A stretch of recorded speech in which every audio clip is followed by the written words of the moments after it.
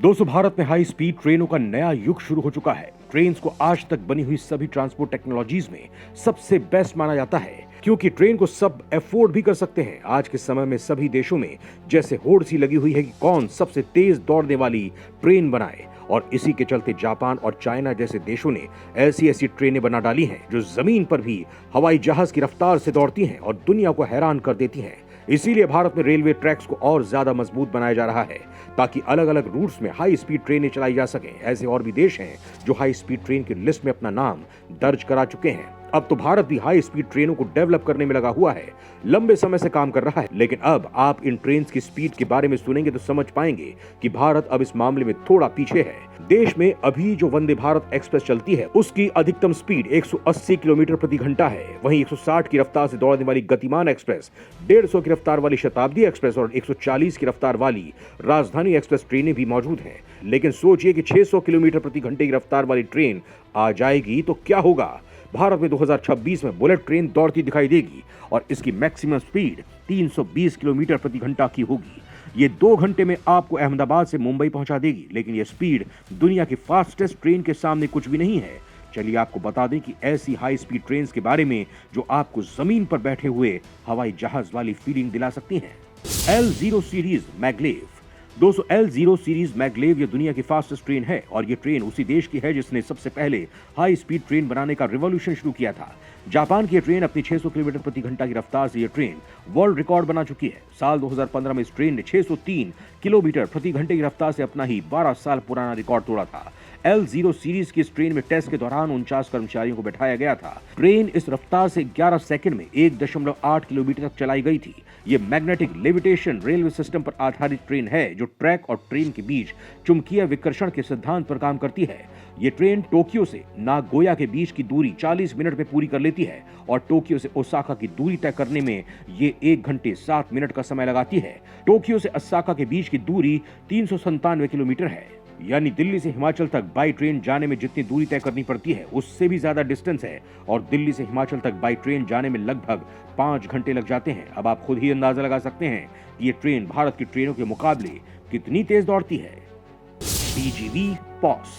ये train France में चलती है। इस ट्रेन के पास स्टील व्हील्स वाली दुनिया की सबसे फास्टेस्ट बुलेट ट्रेन का खिताब मिला है। इस ट्रेन ने 3 अप्रैल 2007 को 574.8 किलोमीटर प्रति घंटे का रिकॉर्ड बनाया था। आपको बता दें कि नए डिजाइनों का परीक्षण करने के लिए ट्रेन सेट, ट्रैक और कैंटिनरी को संशोधित किया गया था। TGV ट्रेन सेट एल्स्टॉम और बॉम्बार्डियर द्वारा इसे बनाया गया है। फ्रांस की ये ट्रेन 575 किलोमीटर प्रति घंटे की रफ्तार से दौड़ती है। ये ट्रेन फ्रांस को जर्मनी और स्विट्जरलैंड से जोड़ती है। यूरो डुप्लेक्स TGV साल 2011 में पहली बार रेल सेवा में आई थी। ये दुनिया की पहली double deck high speed train भी है। इस ट्रेन में 1020 यात्री यात्रा कर सकते हैं। इस मामले में फ्रांस भी चीन और जापान को टक्कर दे रहा है, और जमीन पर हवाई जहाज की तरह दौड़ने वाली हाई स्पीड ट्रेन की लिस्ट में आ जाता है। CRRC maglev. दोस्तों, चीन वो देश है जो कि आधुनिक टेक्नोलॉजी के लिए पहले दूसरे देशों पर निर्भर रहा करता था, लेकिन आज एक ऐसी ट्रेन बनाने में कामयाबी हासिल कर ली है जिसकी स्पीड 600 किलोमीटर प्रति घंटे की होगी। चीन जापान से इंस्पायर होकर बहुत कुछ डेवलप कर चुका है। ये ट्रेन अपनी हाई स्पीड के जरिए ड्रैगन एडमिनिस्ट्रेशन, कैपिटल और फाइनेंशियल कैपिटल के बीच का रास्ता महज 2.5 घंटे में पूरा कर सकती है। इसका पहला ट्रेन सेट 2021 में लॉन्च किया गया था। वैसे आपको बता दें कि ये ट्रेन अभी तक सर्विस में नहीं आई है, क्योंकि ये train regular high speed railway track पर नहीं दौड़ सकती है। इसके लिए अलग से ट्रैक बनाने होंगे। माना जा रहा है कि 2025 तक ये ट्रेन शुरू हो जाएगी। चाइना द्वारा इस ट्रेन के बारे में अभी तक बहुत ज्यादा जानकारी नहीं दी गई है। ये ट्रेन ही जापान की L0 सीरीज मैग्लेव के बराबर ही होगी, और इसीलिए इस ट्रेन का इंतजार चीन के साथ पूरी दुनिया को भी है। अब देखना यह है कि ये ट्रेन जापान की ट्रेन का रिकॉर्ड तोड़ पाएगी या नहीं। AGV Italo. दोस्तों, यूरोप की सबसे मॉडर्न ट्रेन कही जाने वाली ये बुलेट ट्रेन की तेज रफ्तार फ्रांस की यूरो डुप्लेक्स TGV जितनी है। साल 2007 के दौरान इसने 574.8 किलोमीटर प्रति घंटे की रफ्तार दर्ज की थी। इस ट्रेन को 2012 में रेल सेवा के लिए शामिल किया गया था। इसकी परिचालन गति 360 किलोमीटर प्रति घंटा है। इस समय यह ट्रेन इटली के Napoli, Roma, Firenze, Bologna, Milano corridor पर चल रही है। टैल्गो 350। दोस्तों, स्पेन में ही चलने वाली टैल्गो 350 ने अपने ट्रायल रन के दौरान 365 किलोमीटर प्रति घंटे की अधिकतम गति प्राप्त की है, जबकि इसकी अधिकतम स्पीड 350 किलोमीटर प्रति घंटा है। T350 को पेटेंट टैल्गो द्वारा विकसित किया गया था और बॉम्बार्डियर ट्रांसपोर्टेशन के सहयोग से टैल्गो द्वारा बनाया गया है। HT CRH 380A। हेक्सी CRS 380A train भी चीन में ही चलती है। इस ट्रेन की अधिकतम स्पीड 380 किलोमीटर प्रति घंटे की है, लेकिन दिसंबर 2010 में परीक्षण के दौरान इसे 486.1 किलोमीटर प्रति घंटे की रफ्तार से चलाने का रिकॉर्ड है। बीजिंग से शंघाई तक चलने वाली इस बुलेट ट्रेन का कमर्शियल ऑपरेशन अक्टूबर 2010 में हुआ था। इस ट्रेन का निर्माण CSR Qingdao Sifang locomotive and rolling stock द्वारा किया गया था। यह 13 साल से सर्विस में है। ओरिजिनल इसकी लंबाई 666 फीट है, लेकिन लॉन्ग ट्रेन की लंबाई 1316 फीट 11 इंच है। इसकी चौड़ाई 11 फीट है और ये 12 फीट ऊंची है। ये ट्रेन हाई स्पीड होने के साथ ही काफी कंट्रोवर्शियल भी रह चुकी है। इसके ऊपर ये एलिगेशंस लगाए गए थे कि ये अनलाइसेंस्ड शिनकानसेन टेक्नोलॉजी पर बेस्ड है। वैसे इसमें एडवांस नॉइस कंट्रोल टेक्नोलॉजी का भी इस्तेमाल किया गया है, जो इसे काफी मॉडर्न बना देता है। इसमें बहुत से ऐसे फीचर्स हैं जो चाइना की 2010 तक बनी किसी भी ट्रेन में नहीं थे। इस वजह से काफी चर्चा में रही थी। ETR 500 फ्रेशोरोसा। रोम से मिलान के बीच चलने वाली इटली की ETR 500 फ्रेशोरोसा को भी काफी आधुनिक ट्रेन माना जाता है। इसकी अधिकतम स्पीड 360 किलोमीटर प्रति घंटा है। साल 2008 में शुरू हुई इस ट्रेन की गिनती ऐसी ट्रेनों में आती है जो बिल्कुल घर की तरह आरामदायक सफर का एहसास कराती हैं।